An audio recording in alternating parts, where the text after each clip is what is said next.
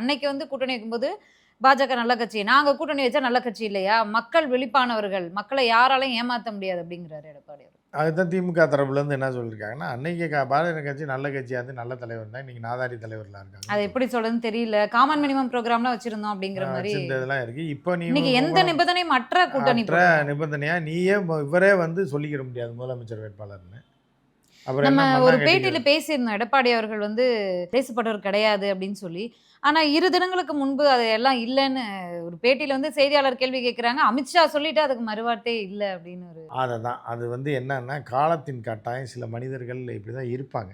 இப்ப அன்னைக்கு வந்து நம்ம என்ன சொல்றோம்னா, அன்னைக்கு ஐஸ்வர்யா ராய் வந்து உலக அழகி தான்.